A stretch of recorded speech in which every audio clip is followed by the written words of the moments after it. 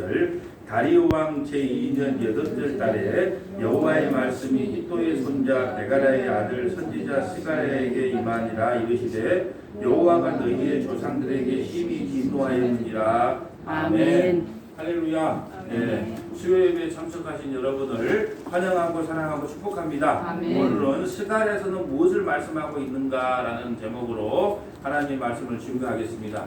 우리가 창세기부터 지금 스가랴까지 왔습니다.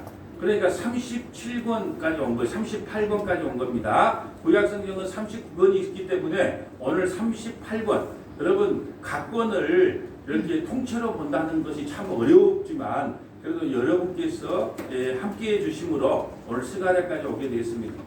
다음 주 수요일날 말라기가 끝나면 우리가 이제 우리 세상에 가면 뭘 하죠? 책거리. 책거리를 하는 거예요. 책거리를 구약에 여러분 이렇게 통째로 듣고 나면요 성경을 읽을 때 여러분이 맥을 잡을 수가 있어요. 그렇기 때문에 이 스가랴서를 통하여 오늘 이 시간에 주님께서 우리에게 하신 메시지가 무엇인지를 한번 살펴보도록 하겠습니다. 여러분 스가랴서는요 14장까지 되어 있는데 여러분 이사야서는 몇 장으로 되어 있죠? 66장. 66장으로 되어 있는데 여러분 이사야 다음으로 스가랴서예요. 메시아의 언약이 제일 많이 기록되는 데가 스가랴서예요. 이사야 다음으로. 이사야는 당연히 66장이나 되니까 그런가 보다 하겠지만 스가랴서는 14장밖에 안 됐는데 이 메시아의 언약이 가장 많이 기록된 것이 바로 스가랴예요. 여러분 신약에서 한 70회 정도 사용을 했다니까요. 어마어마한 거예요. 신약 성경을 이 스가랴서를 70회 정도를 사용할 수 있었다면 어마어마하게 사용한 겁니다. 여러분 그런데 저는요 여러분에게 한번 물어볼게요. 여러분 이사야 선지자나 스가랴 선지자가 그 계시를 다른 말로 할까요? 성경을 더 많이 할까요? 저와 여러분이 더 성경을 많이 할까요? 그러면 스가랴서나 이사야 선지자나 스가랴 선지자가 계시가 더 많이 열렸을까요? 저와 여러분들이 더 계시가 많이 열렸을까요? 여러분 이사야나 스가랴 선지자보다요 저와 여러분들이 훨씬 더 계시가 많이 열렸어요.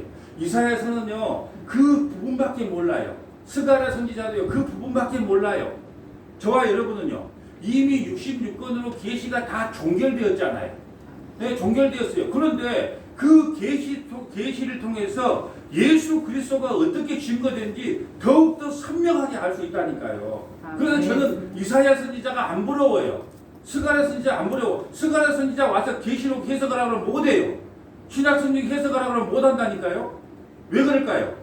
그때는 계시가 완전히 안 열렸어요. 계시가 66권으로 종결되기 전이잖아요.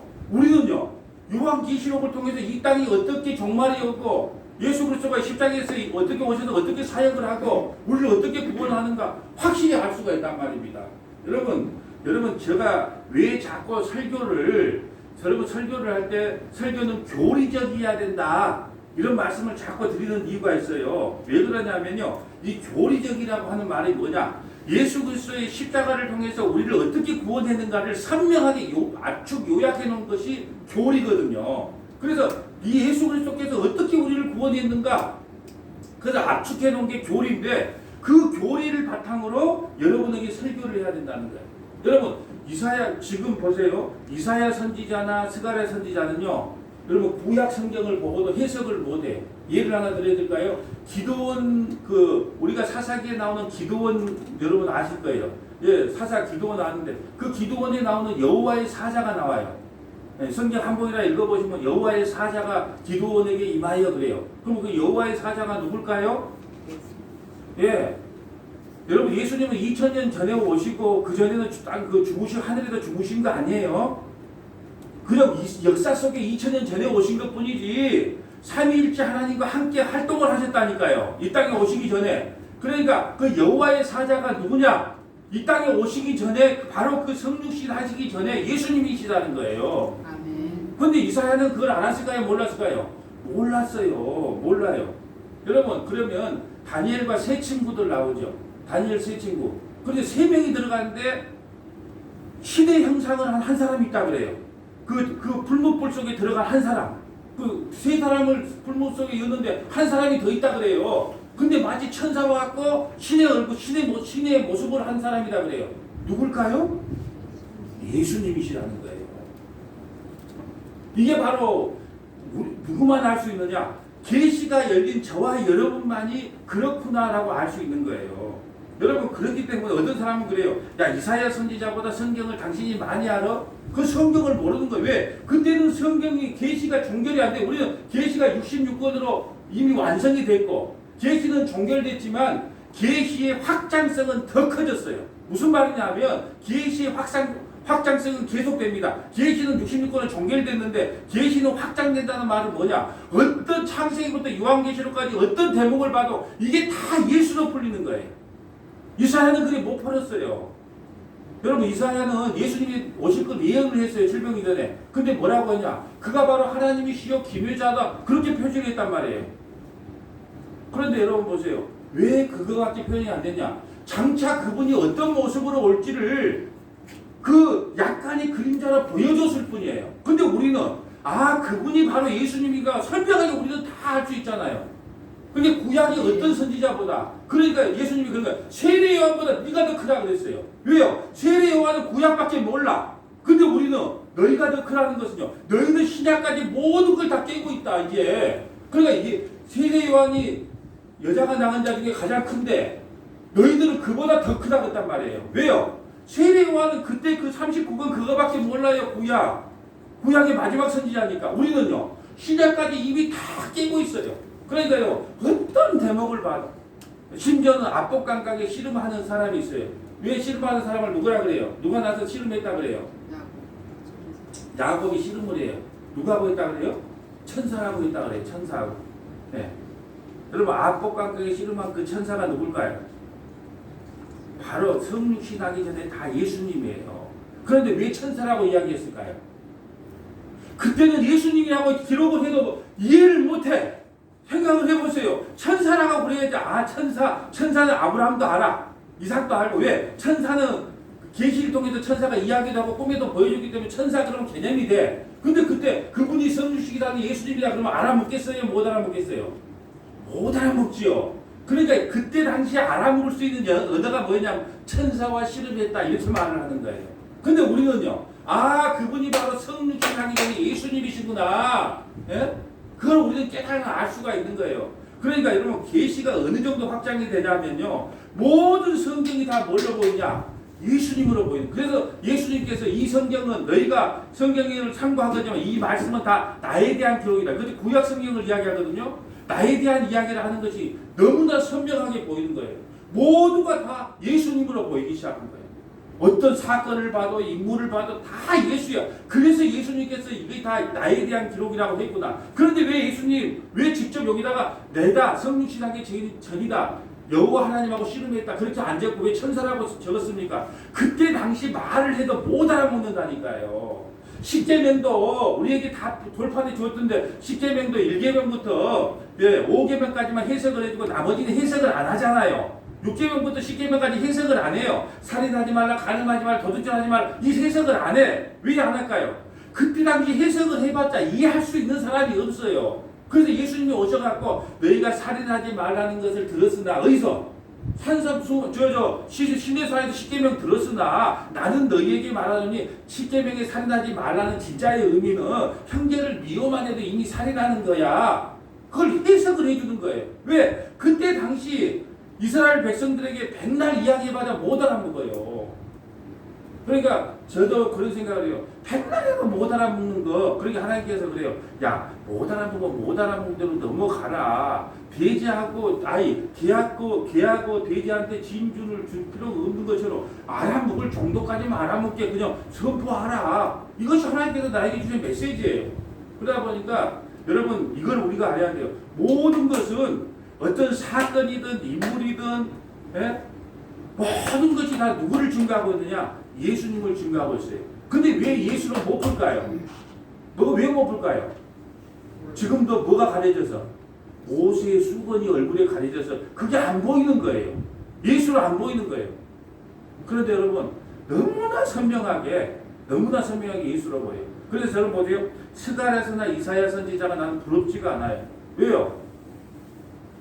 그들은요, 하나님께서 계시한 그 부분밖에 몰라요. 저와 여러분은요. 이 성경 66권을 통해서 앞으로 장차 예수님께서 오셔서 무슨 일을 할고 우리는 다 알고 앞으로 예수님이 어떻게 재림할 것도 다 알고 이 세상이 어떻게 멸망될 것도 알고 그러니까 부러울 게 하나도 없더라고. 여러분 보세요. 오늘 스가랴서를 하는데 오늘 스가랴서는요 이렇게 해요. 학계, 스가랴, 말라기는 바벨론 포로 이후에 기록된 거예요. 이것은 이제 좀 하면 그 바벨론을 메데 바사라면 페르시아가 멸망을 시켜요. 그리고 다리오 1세, 페르시아의 다리오 1세 때 스룹바벨 성전을 건축하게 되는데 자 스가랴 선지자는 학계보다 2달 뒤에 세워진 선지자예요. 그러면 학계하고 이 스가랴 선지자의 주요 핵심 임무가 뭐였냐? 하나님께서 받은 임무가 뭐였냐? 16년간 중단된 그 성전을 황폐화된 성전을 건축하는 임무를 맡았다는 거예요. 그 성전을 통하여 그리스도께서 인도하는 사명이 그리스도께로 인도하는 사명이 바로 성전 건축을 하는 핵심이라는 거예요. 여러분 그래서 여러분 가장 중요한 게 뭐냐? 학계와 스가랴는 같은 사명이에요. 16년간 정지됐던 그 스룹바벨 성전을 중복하는 게 목적인데 하는 사역이 조금 틀려요. 학계는요 이 외형적인 건물을 세우는 데다가 집중을 했다면 오늘 본문에 나오는 스가랴 선지자는 그 성전의 실체가 누군 줄 아냐? 바로 예수 그리스도인데 예수 그리스도가 이 땅에 오셔서 할 일이 뭔 줄 아냐? 초림부터 예수께서 이 땅에 어떻게 오셔서 사역하고 또 성령을 보내주고 또 고난받고 다시 재림할 사건이 이 스가랴서에 다 기록됐단 말이에요. 그런데 보통으로 스가랴서를 이야기할 때도 이런 이야기는 해요. 8가지 환상을 보여줬는데 첫 번째 환상은 뭐고 두 번째 환상은 뭐고 그런 배경적인 거 그런 것은 잘 설명을 하는데 문제는 이것이 예수 그리스도의 초림부터 성령 보내심 재림까지는 눈에 안 보이는 거예요.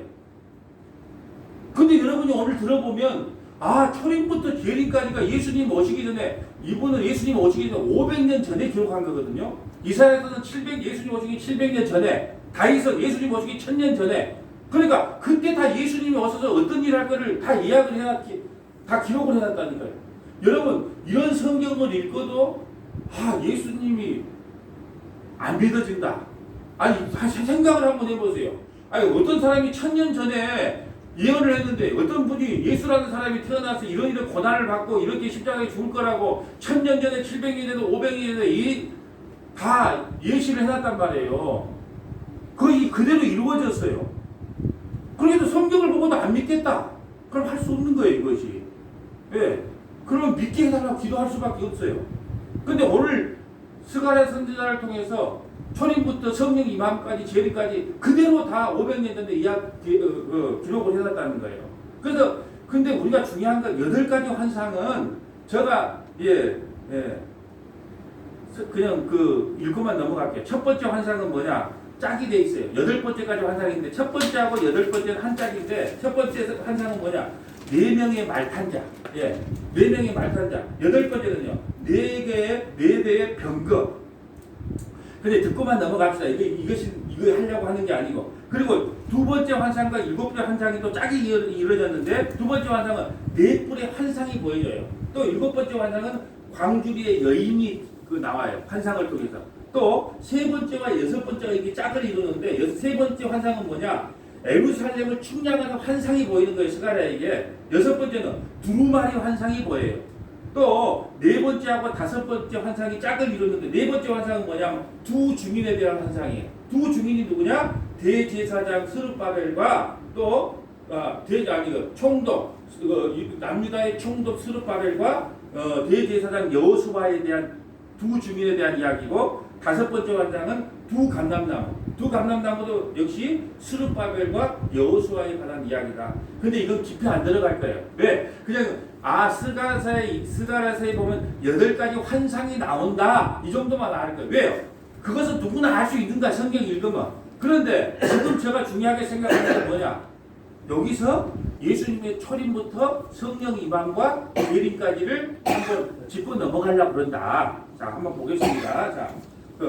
자, 오늘은 8가지 환상을 중심으로 한 게 아니고 그 메시아의 초림부터 성령 임한 재림까지를 한번 살펴보도록 하겠습니다. 자, 에스라서를 보면 이 스룹바벨과 이렇게 그 여호수아의 사역이 기록되어 있거든요. 에스라 5장 1절 보고 합니다. 선지자들 곧 선지자 학계와 이도의 손자 스가랴가 이스라엘의 하나님 이름으로 유다와 예루살렘에 거주하는 유다 사람들에게 예언하였더니, 보세요. 자, 그러니까 학계하고 스가랴하고 동시대에 활동했던 선지자다 이렇게 기록되어 있어요. 2절 봅니다. 이에 스알디엘의 아들 수급바벨과 여호사닥의 아들 예수아가 일어나 예루살렘에 있던 하나님의 성전을 다시 건축하기 시작하며 하나님의 선지자들이 함께 있어 그들을 돕더라. 그러니까 학계와 스가랴서의 주 사명이 뭐냐? 성전, 16년간 정지됐던 그 성전을 건축해라. 왜 성전 건축이 중요하다 그랬어요? 성전은 무엇을 의미한다? 장차 오실 예수님, 우리를 계속해 주실 예수님, 그 역할을 감당한 게 구약의 성전이거든요. 그래서 성전 건축하라고 그렇게 외치는 거예요. 지금 예배당 건축하고 틀린 거예요. 지금은 예배당 건축을 여기에 비유하면 안 된다 그랬습니다. 자, 여러분 보세요. 스가랴서의 시작은요. 여호와가 너희의 조상들에게 심히 진노하였노라라고 시작을 해요. 왜 진노할까요? 저는 이 대목을 보면서 그래요. 인간은 고쳐서 쓸 수 있는 존재가 아니에요. 지금 어디에서 돌아왔어요? 바벨론 70년 개고생하고 돌아왔단 말입니다. 바벨론 70년 갔을 때는요, 하나님 잘못했다고 회개의 역사가 일어났어요. 우리가 어찌 이렇게 바벨론에 포로로 왔는가 회개의 역사가 일어났는데, 하나님께서 메데 바사 페르시아를 통해서 본국으로 돌아오게 했단 말입니다. 그런데 돌아오자마자 뭔 짓거리를 하냐? 자기 집만 열심히 짓고 성전 건축은 어떤 핑계를 대고 안 해버리는 거예요. 그래서 인간은요, 고쳐서 쓸 존재가 아니다는 거예요. 그냥 그대로 살다가 죽어야지 고쳐 쓸 수 있는 인간이 없어요. 이것을 깨달으라는 거예요. 인간이 어떤 교육을 받는다고 고쳐질 거겠니? 아니, 안 고쳐져. 자, 스가랴 1장 2절 봅니다. 여호와가 너희의 조상들에게 심히 진노하였느니라. 예, 바벨론에서 포로로 돌아왔는데 하나님께서 진노해요. 그러면서 너희 조상들의 죄로 예루살렘과 솔로몬 성전이 다 버려졌다. 지금 스룹바벨 성전을 건축하는 자들에게 너희는 너희 조상들을 본받지 말고 내게로 돌아오라는 겁니다. 예, 그 고생을 하고 그 이스라엘의 그 남유다의 죄악 때문에 예루살렘이 멸망당하고 예루살렘 솔로몬 성전이 다 파괴됐는데도 돌아오고도 정신을 못 차려. 스가랴 1장 3절 봅니다. 그러므로 너는 그들에게 말하기를 만군의 여호와께서 이처럼 이르시되 너희는 내게로 돌아오라. 만군의 여호와의 말이니라. 그리하면 내가 너희에게로 돌아가리라. 만군의 여호와의 말이니라. 아니, 바로 70년 그렇게 정말 고생하고 돌아왔는데 돌아오자마자 또 우리가 언제 그랬냐 하고 잊어버려요. 그래서 여러분 보세요. 구약 성경의 핵심 주제가 뭐냐면 돌아오라는 거예요. 구약의 주제가 뭐라고요? 돌아오라. 근데 돌아왔다 안 돌아왔다? 아, 인간은 안 돼. 그래서 누가 돌아왔어요? 예수님이 대신 돌아왔다니까. 왜? 인간 보고 돌아오라 아무리 외쳐도 안 돌아오니까 누가 돌아와? 차라리 내가 돌아갈게. 그래서 예수님이 오셔서 스스로 십자가에 죽어버린 거예요. 그래서 구약의 역사는 다 실패의 역사로 끝나는 거예요. 구약을요, 이스라엘 백성들이 귀가 열려고 돌아와 버리면 예수님 모실 필요가 없어요. 아무리 돌아오라 그래도 인간은 스스로 해결할 방법이 없다는 걸 죄를 폭로시키는 거예요. 율법은 그래서 죄를 폭로시키는 거예요. 너가 그렇게 돌아오고 그렇게 개고생시켜도 너희들 변한다 안 변한다? 안 변한다. 그래서 예수 안 되면 안 되겠지. 그래서 내 아들 예수를 보내줄게. 그 말이에요. 그럼 오늘도 돌아오라 그래요. 4절 너희 조상들을 본받지 말라. 옛적 선지자들이 그들에게 외쳐 이르되 만군의 여호와께서 이와 같이 말씀하시기를 너희가 악한 길 악한 행위를 떠나서 돌아오라 하였으나 그들이 듣지 아니하고 내게 귀를 기울이지 아니하였으니 여호와의 말이니라. 예, 정말로 지금 먼저 이 세상을 떠난 선지자들이 수없이 와서 이스라엘 백성 보고 돌아오라 해도 결코 돌아오지 않았다. 그리고 70년 포로 생활을 하고 돌아와서도 여전히 변하지 않는 모습을 봐요. 인간은요, 다시 말씀드려요, 고쳐서 쓸 수 있는 존재가 아니에요. 예. 아주 변한 것 같은데요. 아니, 그것은 참고 인내하는 거예요.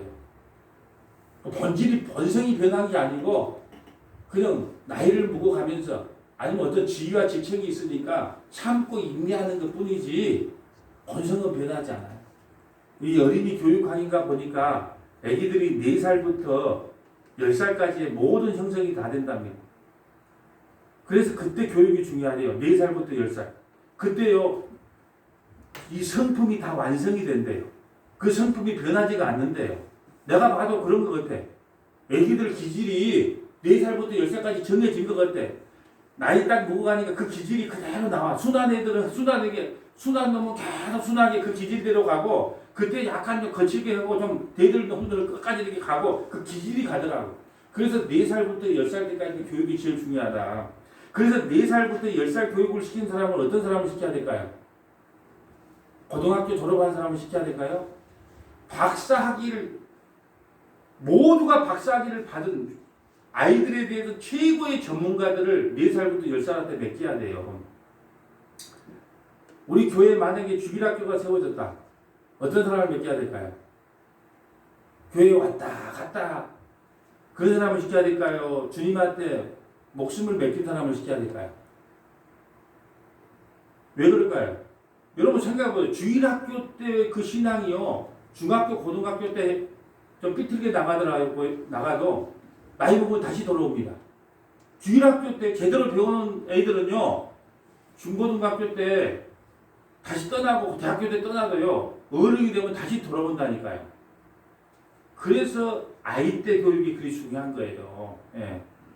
왜요? 70년 포로 생활 그렇게 하고 와도 변한다 안 변한다? 안 된다. 근데 참 나는 아무리 구약 성경을 봐도 변하고 돌아온 놈이 하나도 없어요. 여기서 만약에 이스라엘 백성들이 돌아왔다 그러면 회개하고 돌아왔다 온전히 돌아왔다. 그럼 말라기 어떻게 끝나요? 당신이 내가 너를 사랑했다 그러니까 다음 주 수요일날 볼 거예요. 말라기 내가 마지막에 너를 사랑했다 그러니까 하나님이 언제 우리를 사랑했습니까? 이렇게 되든다니까요. 그래서 말라 비틀어지게 끝난 게 말라기예요. 그래서 예수님이 얼마나 화가 났는지 하나님 얼마나 400년 동안 아무 선지자도 안 보내버려요. 마태복음 1장까지. 말라기하고 마태복음 1장하고는요 한 장 차이밖에 안 나는데 기간은 400년이 지난 거예요. 왜 그랬을까요? 반항을 이렇게 반항하네. 다음 주 말라기에도 반항을 해요. 내가 반항한 걸 몇 개 적어놨는데 지금 학개에서 2장 17절 봅니다. 자, 만군의 여호와가 말하노라. 내가 너희 손으로 지은 모든 일에 곡식을 마르게 하는 재앙과 깐부기 재앙과 우박을 쳤으나 너희가 내게로 돌이키지 아니었다. 그러면 학개에서는 아까 어떨까요? 70년 포로 생활에 돌아온 선지자잖아요. 돌아와서 성경을 건축했잖아요. 근데 너희에게 진노를 해도 곡식을 마르게 하고 깐부기를 보내고 우박을 보내도 너희들은 돌아오지 않더라는 거예요. 스가랴 1장 3절 봅니다. 그러므로 너는 그들에게 말하기를 만군의 여호와께서 이처럼 이르시되 너희는 내게로 돌아오라 만군의 여호와의 말이니라. 그리하면 너희가 내게로 돌아가리라 만군의 여호와의 말이라. 너희들이 돌아오면 내가 너희에게 돌아가리라 하여 만군의 여호와의 말이다. 돌아왔다 안 돌아왔다? 안 돌아왔다. 말라기 3장 10절 봅니다. 다음 주에 수요일을 할 거예요. 만군의 여호와가 이르노라 너희 조상들이 날로부터 너희가 나의 규례를 떠나 지키지 아니하였도다. 그런즉 내게로 돌아오라. 그리하면 나도 너희에게로 돌아가리라 하였더니 너희가 이르기를 우리가 어떻게 하여야 돌아가리까 하는도다. 어떻게 하면 돌아가는 것인데요. 예. 말라기에서 또 말합니다. 내가 너희를 사랑했다. 야곱은 에서는 미워하고 야곱 너희를 사랑했다. 그러니까 뭐라 그래? 하나님이 사랑하는데 우리 꼴이 이 모양 이 꼴입니까? 언제 우리를 사랑했습니까? 이런? 그러니까 하나님께서 400년 동안 뚜껑을 닫아본다니까요. 그래서 마태복음 1장에 아브라함과 다윗과 다윗의 조상 예수 그리스도의 계보라 그렇게 나타나는 거예요. 400년 동안 어떤 일이 일어났을까요? 그걸 중간사라 그래요. 400년 동안 어떤 일이 일어났을까요? 개차반처럼 맞습니다. 농사 좀 지놓으면 이쪽 나라가 와서 갖고 가고 농사 좀 지놓으면 저쪽 나라가 갖고 가고 마누라 이쁜 마누라 하면 이쪽 나라가 와서 이쪽 나라가 와서 끌고 가고 저쪽 나라가 오면 끌고 가고 돈 좀 모아놓으면 그래서 어떻게 했어요? 밭에다가 그걸 숨겨놔요. 그래서 밭가리가 나오는 게 밭을 가는데 보화를 발견했단 말이 그래서 나오는 겁니다. 집에다가 놔놓으니까 이 나라가 와서 갖고 가고 저 나라가 갖고 가고 400년 동안 그렇게 개차반 인생을 사는 거예요. 이스라엘 백성들이. 그래서 어떻게 해요? 밭에다가 그 보화를 숨겨놓은 거예요. 근데 우연히 전쟁통에 죽어본 거예요. 주인은. 그런데 우연히 밭을 갈아야 마태복음에 이제 밭 가는 이가 잘못다 밭을 가는데 보물을 발견한 거기서 어떤 보물이에요? 400년 동안 그 밭에다가 숨겨놓은 보물을 발견한 거예요. 하나님께서요, 진 돌아오라고 안 돌아오면 진노의 역사를 해서 그 400년 동안 그렇게 고통 가운데 있다는 거예요. 그래서 이제 고통이 끝나고 빨리 마태복음이 좀 왔으면 좋겠다고 우리가 그거 바라보고 살잖아요. 자, 여러분, 포로에서 돌아온 것도 중요하고 성경 건축하는 것도 중요하지만 하나님께서 원하는 것은요, 근본적으로 마음으로부터 너희들이 우리로 좀 돌아오라는 거예요. 마음으로부터 우리에게 좀 돌아오라는 거예요. 여러분, 마음이요, 메시아에게로 좀 돌아오라는 거예요. 여러분, 결혼 반지가 있어요. 결혼 반지의 의미는 뭐예요? 네? 왜 결혼 반지를 낍니까? 내가 이 사람만 사랑하겠다는 뜻 아니에요. 근데 결혼 반지를 결혼 반지만 끼고 그 내용물이 뭐예요? 이 남자 이 여자만 사랑하겠다는 게 결혼 반지잖아요. 근데 이 남자 이 여자를 사랑 안 해. 마치 건물만 지어놓고 그 건물 안에는 내용물이 아무것도 없는 거예요. 그럼 여러분, 내용물이 중요합니까? 그 반지가 중요합니까? 반지 속에 담겨있는 내용물이 중요하잖아요. 여러분, 반지는 구리 반지라도, 시장통에 가는 1,000원짜리 반지라도 그냥 끼워지고 난 돈이 없으니까 거짓말 치는 거죠. 내가 돈 벌면 니한테 다이아 해주겠다고 1,000원짜리를 끼워주고 말아도 그래 알았어 하고 그걸 꼭 참고 그 남자 그 여자만 사랑하면 그것이 내용물이 꽉 찼기 때문에 좋은 거. 근데 다이아, 재벌집에 가면 다이아 10억짜리 어머 오빠 그러면 그 다이아를 끼웠어. 예? 그런데 끼자마자 다른 사람 눈 맞아 가버려. 그러면 그 반지가 뭔 의미가 있겠다는 거예요. 그래 지금 하나님께서 원하는 마음 뭐냐? 그 보약만 중요한 게 아니고 너희 마음으로부터 나에게 좀 돌아오라. 마음으로부터. 마태복음 15장 7절. 외식하는 자들아, 이사야가 너에게 관하여 잘 예언하였도다. 일렀으되 이 백성 입술로는 나를 공경하되 마음은 내게 더 멀도다. 사람의 계명으로 교훈을 삼아 가르치. 사람의 계명, 하나님의 말씀으로 가르친 게 사람의 계명. 그럼 사람의 계명은 어떤 계명일까요? 여러분이 듣기 좋아하는 말을 해주는 거예요. 그러니까 이게요, 목사는 두 가지 중에 하나를 선택해야 돼요. 교회가 성장을 포기하고 끝까지 복음만을 사수할 것인가? 아니면 복음을 포기하고 고객 중심, 소비자 중심으로 메시지를 전할 것인가?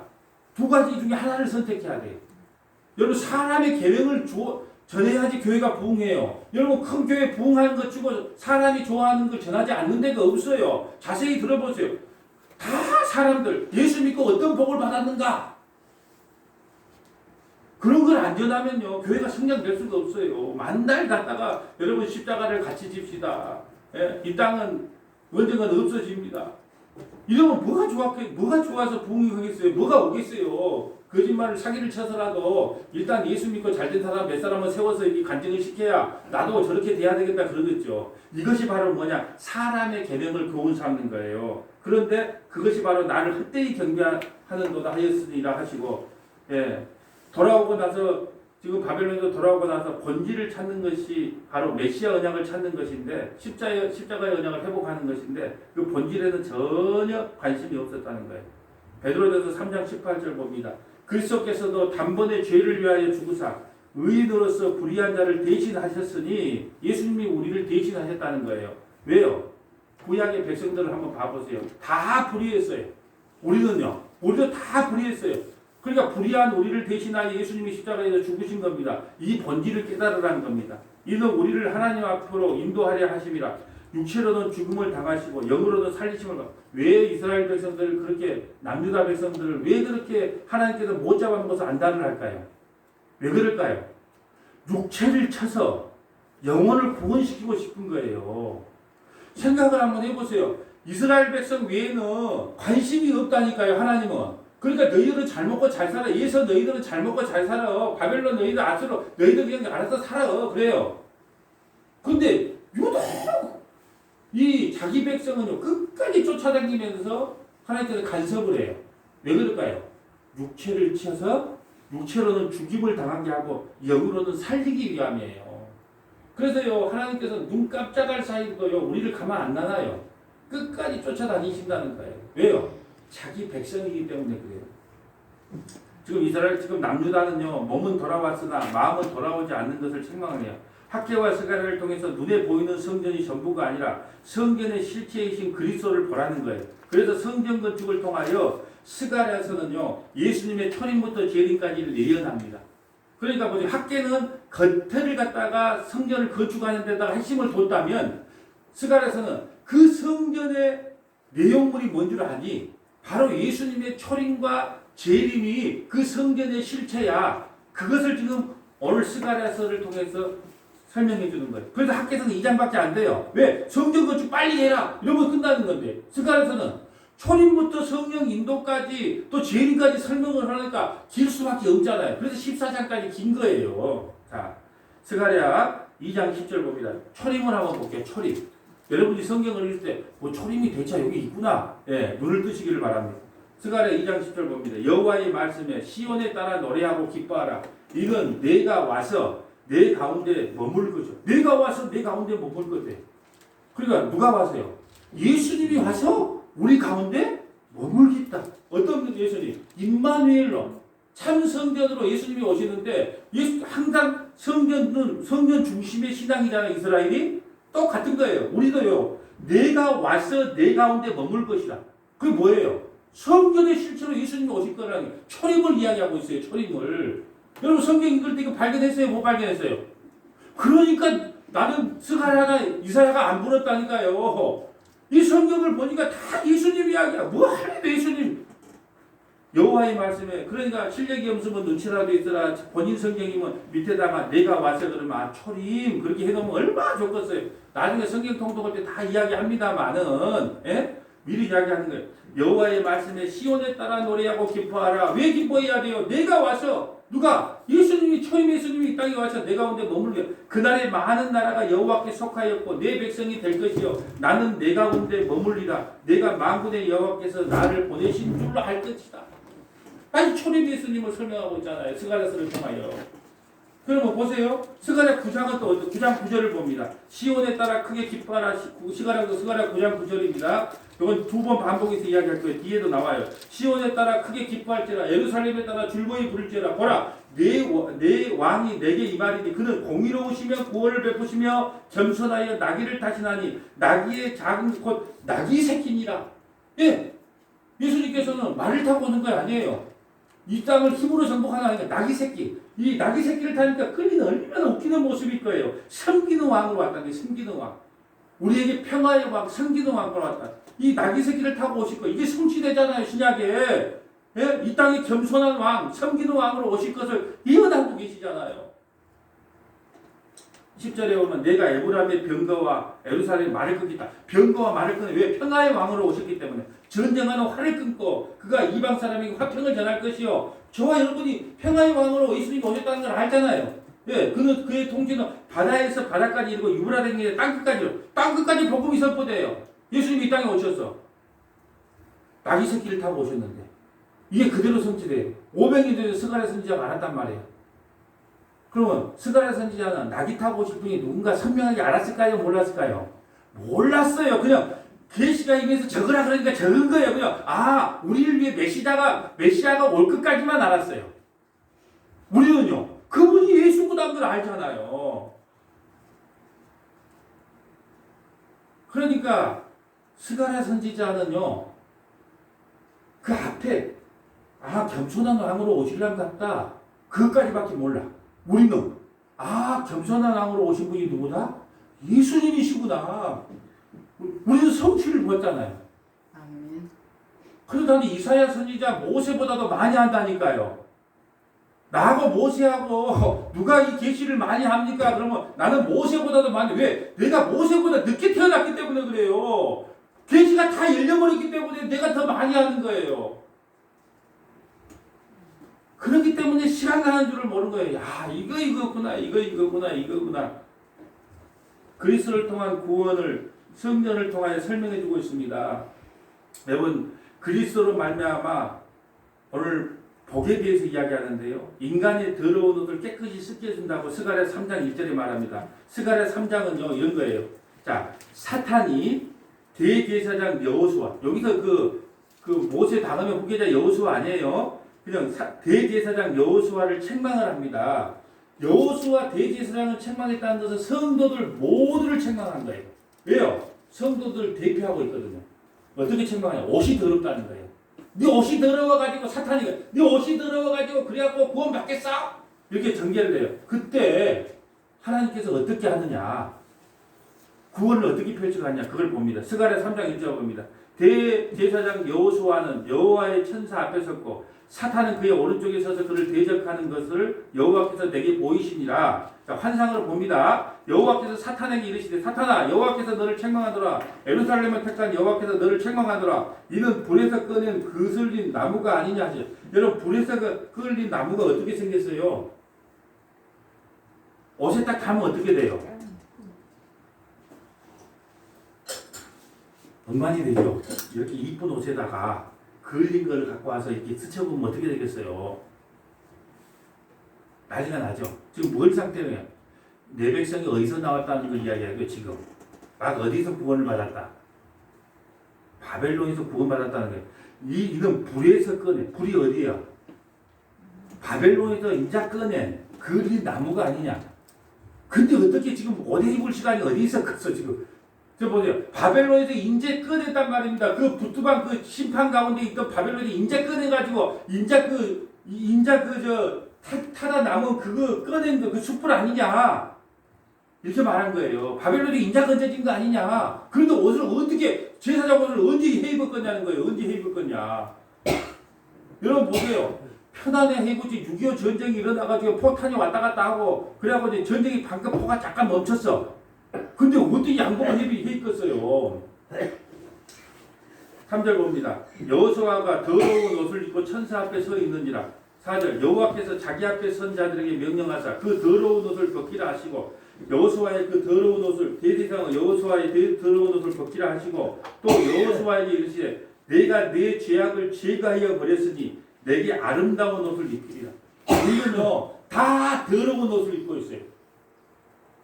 우리는요 이제 죄와 허물로 마귀에게 질질질질 끌려가서 죽을 수밖에 없는 그 더러운 옷을 치장하고 있단 말이에요. 근데 하나님께서 우리의 옷을 다 찢어버리고 그거다가 새 옷을 입혀준단 말이에요. 여러분 이것을 법정용어로 한번 해볼까요? 법적으로 해봅시다. 자 보세요.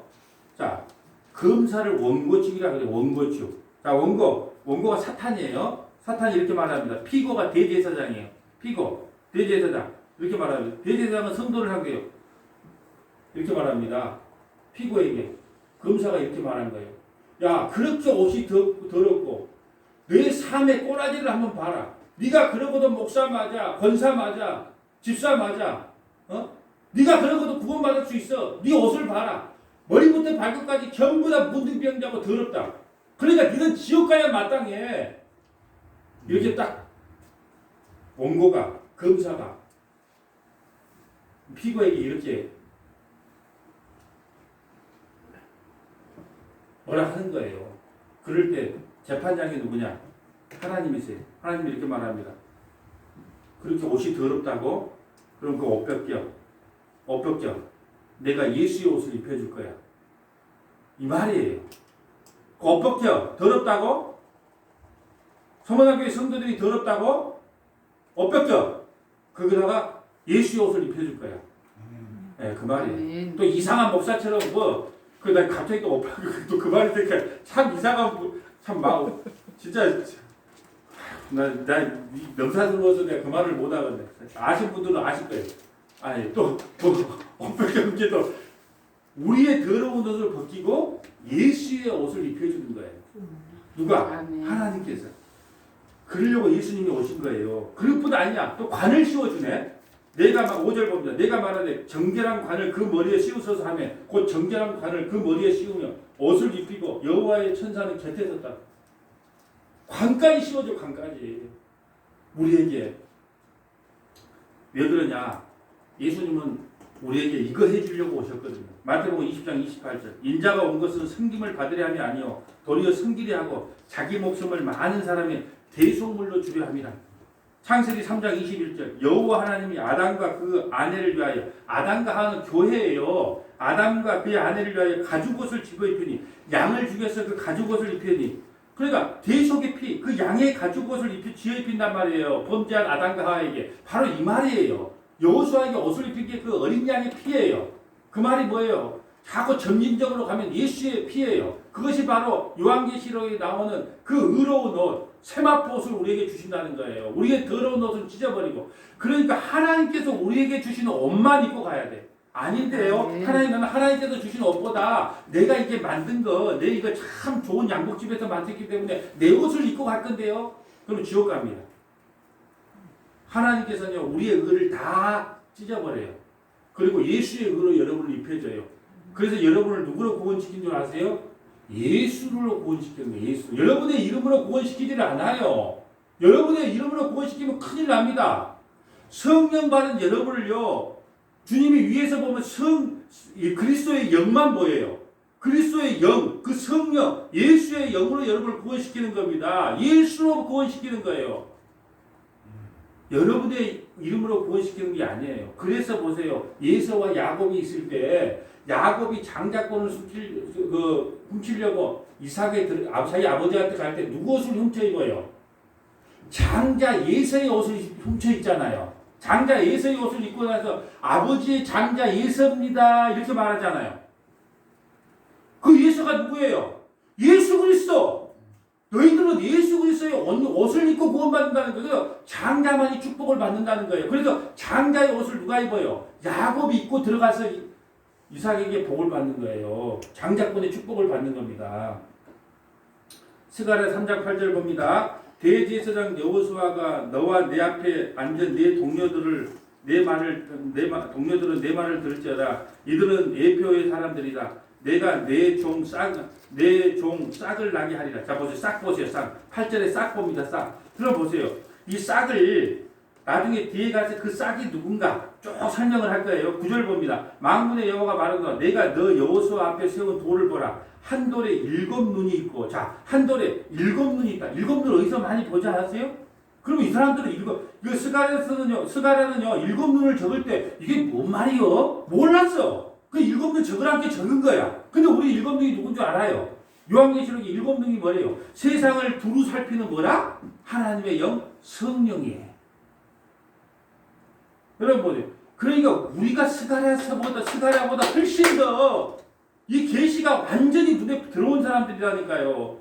한눈에 7 눈이 있느니라. 눈이 뭐 하는 거예요? 이 감찰하는 거잖아요. 그러니까 요한계시록을 좀 한 번이라도 들은 분들은 이 7 눈이 성령을 이야기하는가 우리는 다 알아요. 저한테 설교를 들었던 사람은 7 눈 하면 이 성령이라고 요한계시록이 되어 있어. 그러면 7 눈 성령을 우리에게 보내주실 거예요. 그 성령이 오면 어떻게 되냐? 내가 거기에 새길 것을 새기면 이 땅의 죄악을 하루에 제거하자. 성령이 와야 죄에 대하여, 의에 대하여, 심판에 대하여. 죄라 하면 예수님 안 믿는 게 죄다. 그러니까 그 죄가 완전히 제거되려면 뭐가 와야 된다? 성령께서 오셔야 된다. 그래야 내가 죄인인 걸 알아요. 여러분, 그 제자들이 예수님에 대해서 어떻게 알게 됐을까요? 3년 동안 따라다니면서 하나도 몰랐어요. 비로소 뭐가 임해서? 성령이 임하니까 예수님이 하신 사역이 요거였구나. 그때 안 거예요. 이것을 뭐라고 하냐? 대제사장 여호수아의 죄를 단번에 구속하여 정결하게 하신 거예요. 이것을 로마서 3장 24절에 이렇게 말합니다. 그리스도 예수 안에 있는 속량으로 말미암아 하나님의 은혜로 값없이 의롭다 하시고 얻은 자 되었느니라. 이 예수를 하나님이 그의 피로써 믿음으로 말미암아 화목제물로 세웠으니 이는 하나님께서 길이 참으신 중에 전에 지은 죄를 간구하심으로 자기의 의로심을 나타내려 합니다. 그래서 대제사장이 그 더러운 옷을 찢어버리고 예수 그리스도의 그 십자가의 피로 단번에 의롭게 해준 거예요. 자, 4장에 보면 스룹바벨을 통한 왕적 권한을 설명하고 있어요. 여기서 스룹바벨은 남유다의 총독이에요. 스룹바벨은 누구를 상징하고 있을까요?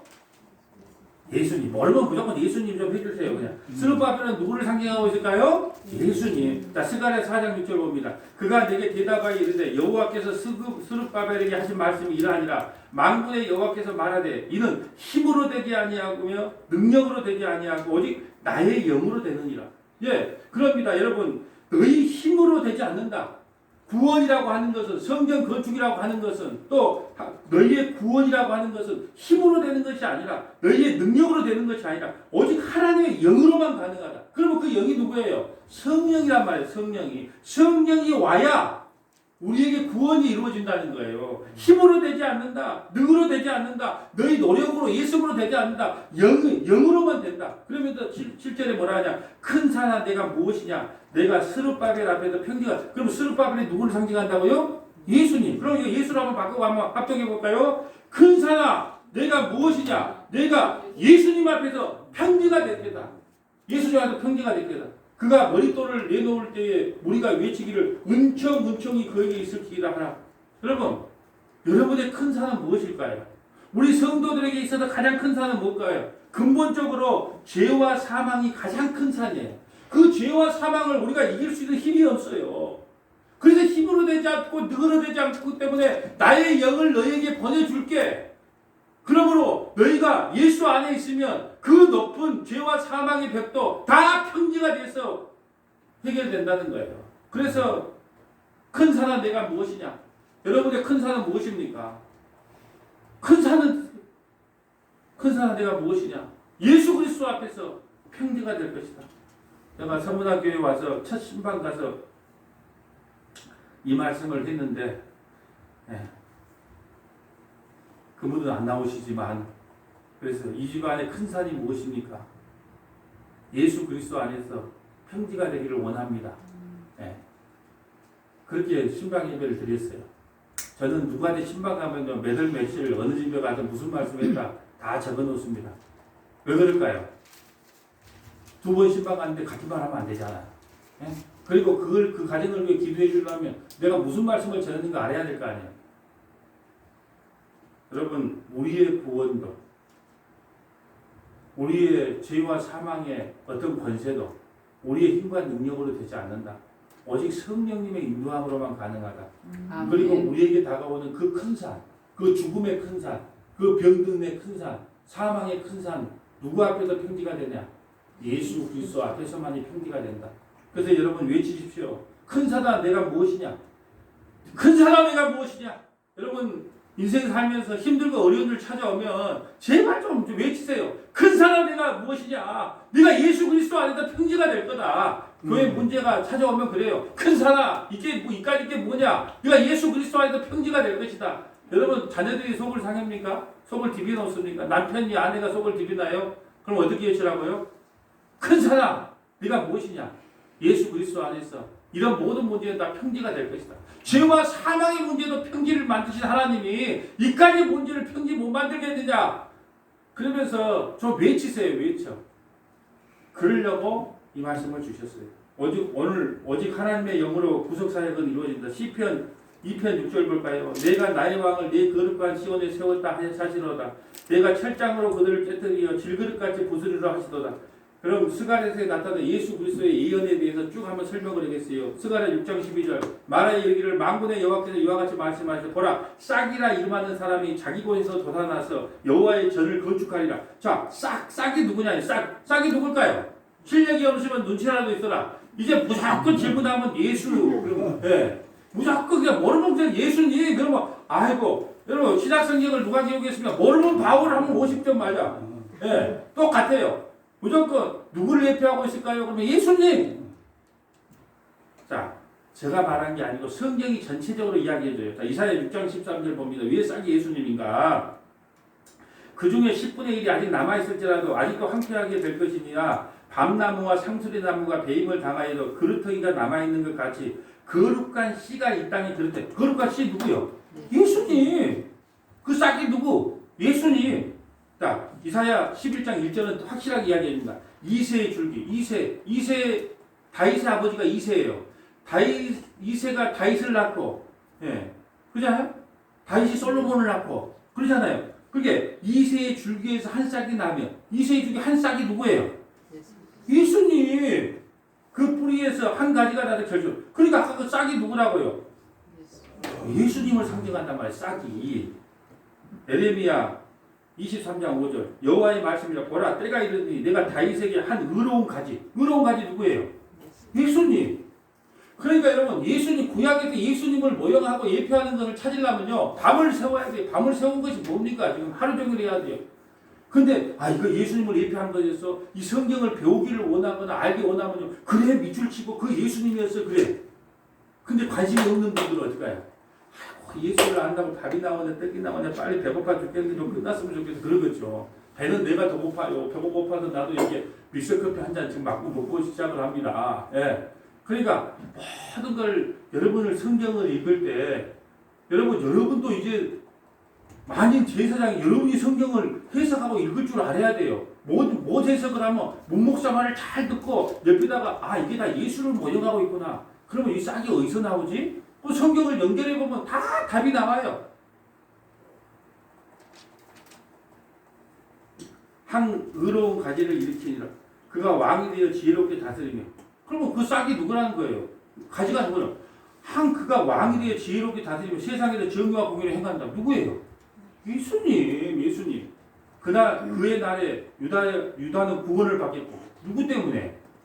예수님 때문에. 이스라엘은 평안히 살 것이며. 그러니까 유다, 이스라엘은 다 교회를 상징해요. 저 팔레스타인의 이스라엘 말하는 게 아니에요. 누가 팔레스타인 전쟁이 나야 되고 어디 성전이 회복돼야 되고 지금에 있는 팔레스타인 그 이스라엘을 이야기하면 세대주의가 그러고 엉뚱한 해석이라고 빨리 도망쳐야 됩니다. 지금 팔레스타인의 이스라엘하고 우리하고는 아무 상관이 없어요. 이미 끝났습니다. 거기는 교회가 뭔가를 설명해 주기 위해서 잠시 사용한 거예요. 지금 저 땅에 있는 팔레스타인을 이야기하면서 저 황금 돈 지금 이스라엘 서원이 있는 황금 돈이 회복이 돼야지 예수님이 오시네 뭐네 그런 헛소리를 하면 또 세대주의를 하고 있구나 하고 헛소리 하고 있구나 하고 빨리 도망쳐야지 또 그래? 그러면서 신기한 척하고 듣고 있으면 그 사람들의 밥이 되는 거예요. 모르면 당합니다. 이미 팔레스타인 이스라엘은 끝났어요. 영도 폐기입니다. 그건 교회를 설명하기 위해서 교회가 어떻게 구원받는 줄 아니 어떻게 부르시러 하는지 아니 그걸 설명하기 위해서 잠시 사용한 거예요. 그러니까 지금 남유다 이스라엘은 지금 뭘로 여러분이 바꿔야 돼요? 저 팔레스타인은 그 나라를 설명해야 돼요? 우리 교회를 이야기해야 돼요? 당연히 교회를 이야기해야 되죠. 그런데 이걸 바꿔봅시다. 그날에 유다는 교회는 구원을 받겠고 또 교회는 평안히 살 것이며 그의 이름은 여호와 누구예요? 예수님이다. 우리의 공이라 일컬음을 받는 자다. 누구다? 예수님이다. 성전의 실체는 바로 예수 그리스도만 알 수 있습니다. 스가랴 9장 9절 아까 봤던 본문 다시 봅니다. 시온에 따라 크게 기뻐할지어라 예루살렘에 따라 즐거이 부를지어라 보라 내 왕이 내게 임하나니 그는 공의로우시며 구원을 베푸시며 겸손하여 나귀를 타시나니 나귀의 작은 것 곧 나귀 새끼냐. 이게 어디서 이루어지죠? 마태복음 21장 5절에 마태복음 21장 5절에 그대로 나귀를 타고 예루살렘에 입성해요. 뭘 하고? 십자가에 죽으시려고. 그러니까 500년 전에 예수님 오기 전에 500년 전에 메시아가 올 것이 알았어요. 그분이 어떤 형태로 올 줄은 모르지만 하여튼 우리를 구원할 자가 온 줄 알았다니까요. 근데 그분이 나귀를 타고 들어갈 거다. 그럼 마태복음 21장 5절에 그대로 성취됩니다. 스가랴 11장 2절 볼까요? 은 30냥에 팔 것도 예언됐어요. 내가 그들에게 이르되 너희가 좋게 여기거든 내 품삯을 내게 주라. 그렇지 아니하거든 그만두라. 그들이 곧 은 30개를 달아서 내 품삯을 삼으리라. 예수님이 언제 가룟유다에게 몇 냥이 팔려가죠? 은 30냥이 팔려갈 걸 미리 예언해요. 13절 여호와께서 내게 이르시되 그들이 나를 헤아린 바 그 싹은 토기장에게 던지는. 여러분 은 30냥을 파서 나 예수를 잘못 죽인 것 같아 그러면서 대제사장에게 던져버려요. 그래서 그걸 뭘로 사요? 그걸로 토기장. 그래 토기장 위에 나그네들이 묻힐 무덤으로 사잖아요. 성경 한 번도 안 읽어봤는 묻히야. 내가 보니까 한 번이라도 읽어봤으면 아이고 맞아 그 은30 갖고 그 나그네들의 무덤을 샀지. 그걸 우리 박사모님만 알고 나머지는 다 이제 그걸 처음 들어본 말인데 그런 내용이 있어. 그럼 이걸 예언했다니까요. 사람이 예수님이 태어나기도 전에 이런 일이 있을 걸 예언했는데 그래도 안 믿어진다고 어쩔 거예요. 방법이 없지. 여러분 그대로 예수님 탄생하기 500년 전에 미리 탄생, 고난, 성령의 임하신 부활, 재림을 설명했다네요. 그런데 성경 박사들도요 그것을 보지 못해요. 성경을요 천독을 해도 만독을 해도 이것이 눈에 안 보여요. 그러니까 성경 천독을 하면 어쩌냐? 아, 그거 나왔어. 8가지 환상, 네 병거 나오고, 뭐 나오고, 두 중인 나오고, 두 갓난다, 말 다 그냥 해. 근데 문제는 그것이 뭘 설명한가를 모른다는 거예요. 그러니까 성경을 딱 한 번만 읽어도, 아, 이걸 뭘 상징하고 있구나. 딱 한 번만 읽더라도. 그러려면 어떻게 해야 되겠어요? 2022년 1월 달부터 하는 성경 통독회 우리 순서대로 하는 그걸 들어야 되겠어요? 안 들어야 되겠어요? 왜 그거 들으면 다 나온다니까, 그거 들으면. 그래서 성경 한 번만 딱 해고 나면, 아, 이게 100번을 읽든 1000번을 읽든 아무 부러워할 필요가 없어. 그 1000번 읽으면 뭐예요? 뭔 말인가 모르는데. 한 번을 딱 했는데, 아, 이게 이 말이었어. 이렇게 알게 된다니까요. 그렇게 그대로 나오잖아요. 은삼일팔 딱. 근데 또 어떻게 고난을 받을까가 나와요. 스가랴 12장 10절 봅니다. 내가 다윗의 집과 예루살렘 주민에게 은총과 강구하는 심령을 부어주리니 그들이 그 찌른 바 그를 보고 그를 위하여 예통하기를, 독자를 위하여 예통하듯 하며 그를 위하여 통곡하기를, 장자를 위하여 통곡한. 예수님이 이 땅에 오셔서 어떤 고통을 당할 것인가, 그 통곡의 역사, 그 고난의 역사를 기록하고 있어요. 어디에 기록했을까요? 이 말씀은 요한복음 19장 35절. 요한복음 19장 35절은 어떤 말이냐? 군인이 와서, 로마 군인이 옆구리를 찌르니 물과 피가 쏟아지더라. 물과 피가 쏟아졌다. 여러분, 그걸 찌른 바, 그걸 보게 될 거야. 참 엔간 사람들 놀라서, 와, 그래, 그래야 되는데, 이러면 안 된단 말이에요. 여러분, 그들이 찌른 바 그의 애통을 보겠다는 거예요. 그것이 요한복음 19장 35절에 그들이 이루어졌단 말이에요. 스가랴 선지자가 그렇게 얘기해. 그럼 스가랴 선지자가 그거 알았을까요? 그래도 고난은 당한갑다. 근데 우리는요, 실체를 알아. 마태복음을 보고 이미 다 안단 말이에요. 그러니 모세가 많이 한다, 이사야가 많이 한다, 스가랴가 많이 한다, 문목사가 많이 한다. 아니, 내가 많이 알고 싶어서 많이 한 게 아니고, 하나님께서, 여러분, 나도 그 시대에 태어났으면 몰라, 그거밖에. 그래도 칼빈도 요한계시록 3장 이상은, 요한계시록은 위험한, 자기가 잘못 해석할까봐 그 3장까지만 해석하고 4장은 해석을 못했다니까요. 칼빈이 그때 태어났기 때문에. 근데 지금은 요한계시록은 완전히 다 해석이 돼요. 왜 그러냐? 왜 하나님께서 이 시대에 보냈을까요? 저는 하나님한테 항상 그것이 문제였어요. 그것이 그 의문이었어요. 하나님 왜 이때 보냈습니까? 이때 보내야 66권이 완전히 통으로 다 읽혀지지. 한번 생각을 해보세요. 그러면 여러분 보세요. 사도 바울 처음부터 끝까지 다 알았을까요? 사도 바울은 성경은 기록했지만 마태복음부터 쭉 이렇게 계시가 완결된 데까지는 몰라요. 왜요? 본인도 본인 것만 기록을 한 거예요. 그러니까 우리는 이미 성경 창세기부터 요한계시록까지 쫙 한 성경이 우리에게 있단 말이에요. 이 성경이 성경 속에 다 있어요. 그러니까 바울이 기록했던 그보다 뛰어나다는 말이 아니고 그가 누렸던 그 계시보다 어쩌면 우리는 지금 창세기부터 요한계시록까지 쫙, 여러분 요한계시록은 모를 거 아니에요. 사도 바울 모를 거 아니에요. 왜 몰라요? 죽어버렸으니까 모르죠. 근데 우리는 심지어 요한계시록까지 아네? 우리가 그런 은혜를 받고 이 시대에 태어난 사람들이에요.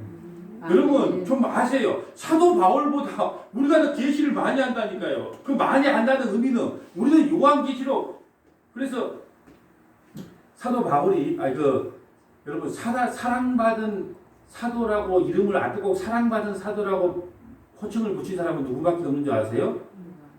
예, 그 사도 요한밖에 없어요. 왜 그럴까요? 사도 요한이 뭘 기록했어요?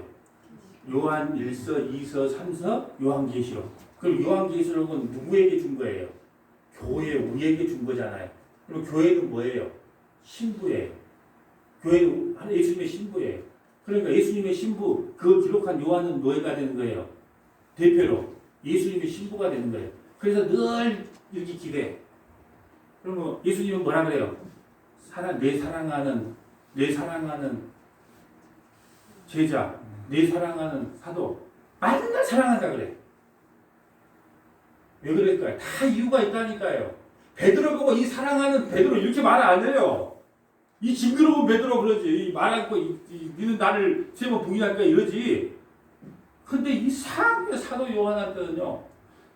내 사랑하는 제자, 내 사랑하는 제자. 왜 그랬을까요?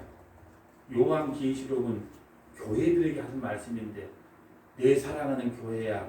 내 사랑하는 교회야. 이걸 지금 요한을 쓰다듬으면서 교회들에게 이야기하고 있는 거예요.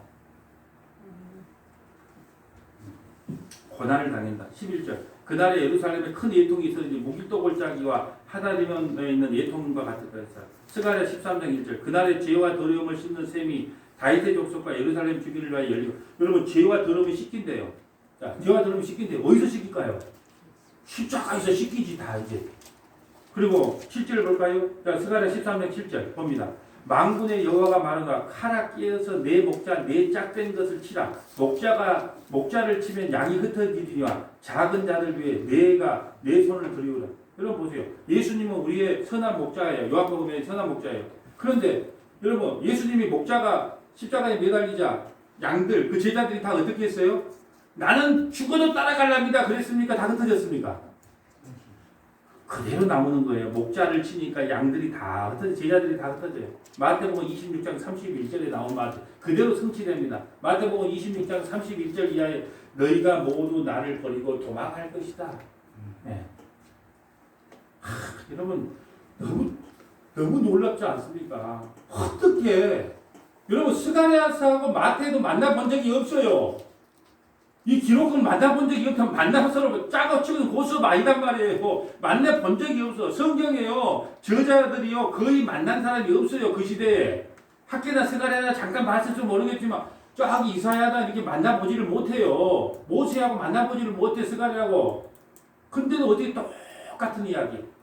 누구? 그 예수. 그 그리스도에 대한 이야기를 했겠냐는 거예요. 스가랴 12장 10절. 내가 다윗의 집과 예루살렘 주민에게 은총과 강구하는 심령을 은총과 강구 보세요. 은총과 강구. 그럼 뭐 생각나는 게 없어요? 은총과 강구하는 심령을 보여주. 그들이 그 기름과 그를 보고 그를 위하여 예통하기를 독자를 위하여 예통하듯 하며 그를 위하여 통곡하기를 장자를 위하여 통곡하다 하리라. 은총과 강구의 영이 바로 누구냐? 성령이요. 은총의 영, 강구의 영. 성령을 우리에게 주시겠다는 거예요. 예수께서 죽으시고 50일 만에 우리에게 성령을 보내주시겠다. 그 성령이 와야 자 애통이 일어납니다. 애통이. 성령이 임하지 않으면 애통이 안 일어나요. 자, 성령이 임하니까 어떤 애통이 일어나는가 볼까요? 사도행전 2장 36절. 성령이 임하자 이런 애통이 일어나. 그런즉 이스라엘 오지고 확실히 알라. 너희가 십자가에 못 박힌 이 예수를 하나님의 주와 그리스도가 되게 하셨느니라 하느니라. 그들이 이 말을 듣고 마음에 찔려 베드로와 다른 사도들에게 물어이되 형제들아 우리가 어찌할까 하거든. 우리가 어찌하고 하는 거예요? 그럼 뭐가 일어나는 거예요? 바로 예통이 일어나는 거예요. 통곡이 일어나는 거예요. 내가 바로 예수 죽인 죄인이구나. 성령이 임하자. 은총과 강구의 영이 임하자. 내가 바로 예수 죽인 영이구나. 예수 죽인 죄인이구나. 그 어찌할꼬가 일어나는 거예요. 38절 베드로가 이르되 너희가 회개하여 각각 예수 그리스도의 이름으로 세례를 받고 죄사함을 받으라. 그리하면 성령의 선물을 받으리라. 여러분 이제 재림만 남았죠. 재림. 예, 한번 볼까요? 14장 5절. 자, 그 산골짜 14장 5절. 그 산골짜기는 아셀까지 이를지라. 너희가 그 산골짜기로 도망가되 유다왕 우시아 때의 지진을 피하여 도망간 것 같으리라. 나의 하나님 여호와께서 임하실 것이요 모든 거룩한 자들이 주와 함께하리라. 모든 거룩한 자들이 누구와 함께하리라? 주와 함께하리라. 거룩한 자들이 주와 함께하리라. 이건 뭘 상징할까요? 주님 재림할 때 어떻게 한다 그래요? 하나님의 나팔 소리 천지 진동할 때에 천지가 진동하잖아요. 그래서 지진이 났다 그래요. 그러니까 성경을 보면 그냥 읽고 넘어가면 몰라. 아 진동. 그럼 뭘 상징하고 있구나. 아 예수 그리스도의 재림을 장차 하나님의 나팔 소리 천지 진동할 때에 구름 타시고 주님 다시 오신다. 이 말씀이 성취되는 거예요. 여호와께서 천하의 왕이 되시리니 천하의 왕이 되신대요. 아까 제 초림 때는요. 멸시받고 조롱받고 천대받는 왕. 지금 재림 때는요. 여호와께서 천하의 왕이 되세요. 믿지 말아 그래도 믿게 돼 있어요. 그때는 때가 늦으리. 그날에는 여호와께서 홀로 한 분이실 것이요. 그의 이름이 홀로 하나이실 것이라. 오늘 스가랴서는요. 눈에 보이는 성전을 통하여 성전의 실체로 오신 예수님의 초림부터 재림까지를 예언해 주고 있습니다. 여러분 14장 마지막에 보면은 또 초막절이 나오죠. 초막절. 14장 마지막 구절에 보면 제가 하도 요거 좀 길어서 안 했는데 초막절 나와요, 안 나와요? 초막절 나오죠. 초막절은 뭐 하는 거냐 그러면 이제 곡식을 곡간에 저장시키는 거예요. 이제 다 끝났다 세상은. 천국에 가는 영원히 사는 걸 초막절이라 그래요. 초막절. 이제 천국. 그렇게 이 초막절도요. 이스라엘의 3대 절기도요. 예수님의 초림부터 재림까지를 그대로 묘사합니다. 자, 6월절 알죠? 6월절? 6월절 어린 양. 이게 구원지키는 그것은요. 세상의 죄를 지고 가실 어린 양을 상징하는 거예요. 6월절. 세상의 모든 죄를 지고 가실 어린 양. 그 6월절. 오순절은요. 50일 만에 성령을 강림시키는 거예요. 성령을 통해서 우리가 죄인인 걸 깨닫는 것. 그것이 오순절이에요. 그리고 아까 초막절은요. 이제 재림을 통하여 구원이 온전히 완성이 되었다. 이것까지가 아멘. 절기에서 완전히 이루어지는. 아멘. 여러분 끝으로 대속의 은총을 받은 성도들을요. 하나님께서 요한계시록에 나는 보석같이 빛날 것이라 보석으로 인정을 해줘요. 여러분 스가랴서를요. 한 장 한 장, 일장 이렇게 설교를 하고 싶은 거야. 그러면요. 1장에서 얼마나 우리를 사랑하는데 2장에서 얼마나 진짜 해보고 싶어. 그런데 그건 나중에 해야지. 지금 통째로 보고 있으니 우리를 빛나는 보석으로 얘기해준대. 스가랴 9장 16절. 이날에 그들이 하나님 여호와께서 그들을 자기 백성 양떼 가운데 구원하시니 그들이 왕관의 보석같이 여호와의 땅에 빛나리라. 왕관의 보석같이 여호와의 땅. 여호와의 땅이 어디예요? 하나님의 나라에서. 그 보석. 하나님 나라가 보석으로 되어 있다. 그런 헛소리 하지 말고 우리가 보석이다 이 말이에요. 보석. 그걸 스가랴서에서 미리 예언했다 한단 말입니다. 17절. 그의 형통함과 그의 아름다움은 어찌 그리 큰지 곡식은 청년을 세포도주는 처녀를 강건하게. 여러분 여기 다 의인법이에요. 보세요. 구원의 간격을 설명하는 거예요. 여러분 청년 처녀들이요. 아파트 값이 오르는 거하고 그냥 아파트 값 1억 주고 사는 아파트값이 10억이 되는 그런 기쁨하고 비교할 수 없는 것을 천국의 기쁨이 어느 기쁨인가를 설명해 놓는 것이 바로 곡식은 천년을 세포도주는 처녀를 강건하게 한다고 그렇게 표현한 겁니다. 사랑하는 여러분 말씀을 정리합니다. 우리는 그리스도의 대속의 은혜로 하늘의 보석들이 된 자들입니다. 아멘. 그리스도의 보배로운 피로 구속받은 우리가 어찌 찬양하지 않을 수 있겠습니까? 감사와 찬양이 내 마음속 깊이 울려 퍼지기를 주님의 이름으로 간절히 축복합니다. 아멘. 거룩하신 하나님 감사합니다. 오늘 스가랴